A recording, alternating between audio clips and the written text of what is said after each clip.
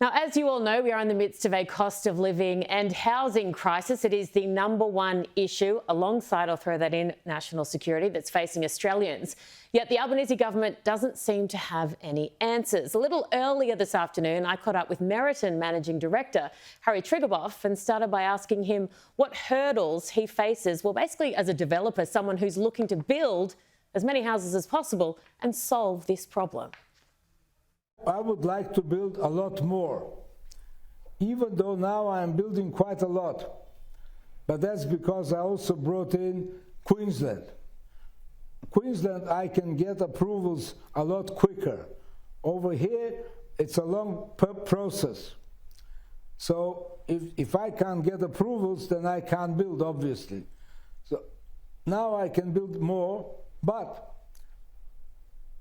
I would like to build even more because the prices are going up all the time, and they will go up because there is no supply. Don't worry what they tell you that the interest rates come up or down. Today, the Australian young couple can't afford to buy a house unless father left money and there was only 1 or 2 kids. If they only depend on themselves, very difficult to buy something. So we depend only on foreigners to come. And the foreigners come. But then we charge them a lot of extras because they come, you see. Now, because we charge extras, it's not good, because we then build less. Now, if we build less, then it doesn't matter what he charges. He doesn't get the money. He has to charge in order to attract as many as he can.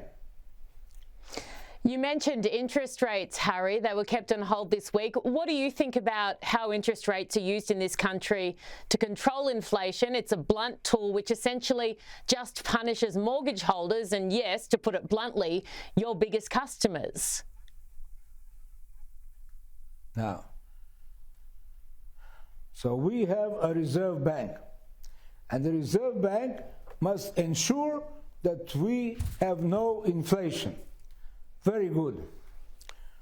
So what they do, they raise interest rates.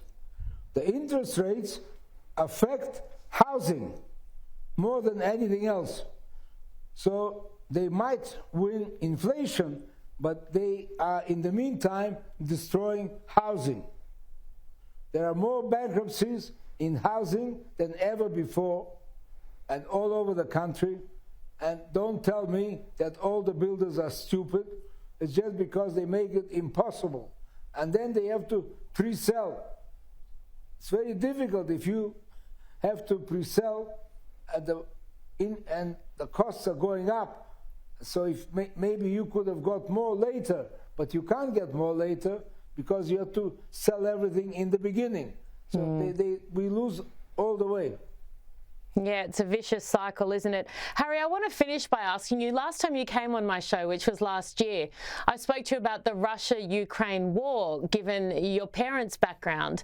And if it's okay, I'd like to ask you, as someone who is proudly Jewish, your parents fled Russia in the early 1900s to escape anti-Semitism, what it's been like for you over the past couple of months, watching what's happening in the world unfold, watching October 7, how it's made you feel.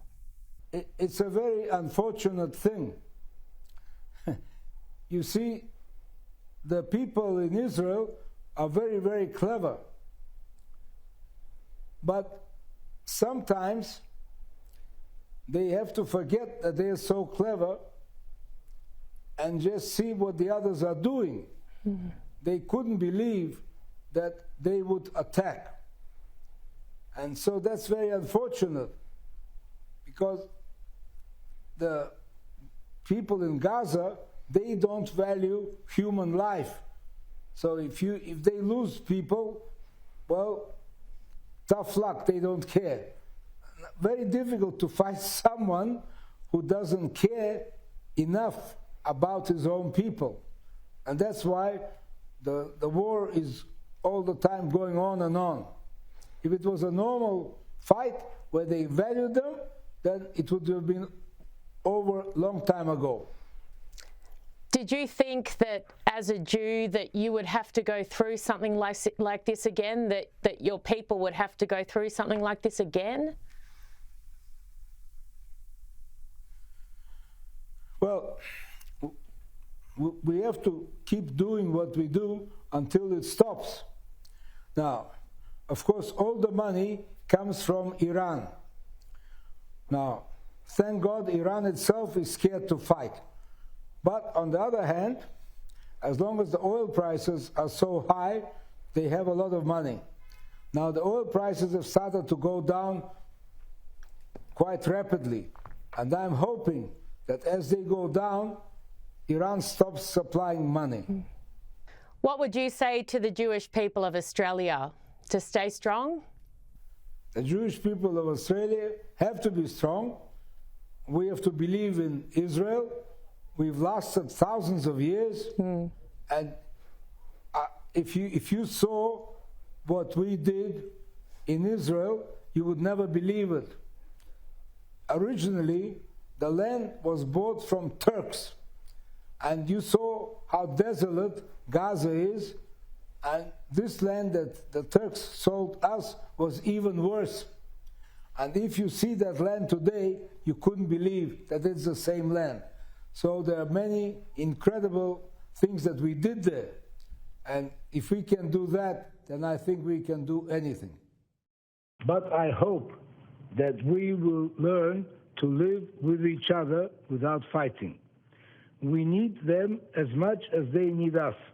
And I'm very proud of how the living standards of our neighbors have improved so much where we were in control. Beautifully said, Harry. Thank you so much for your time. Thank you. Really, really appreciate you coming on my show.